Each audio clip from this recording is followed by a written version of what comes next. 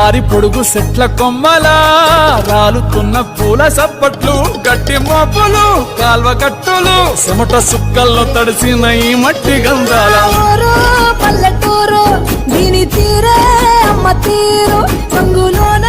దాసి పెట్టి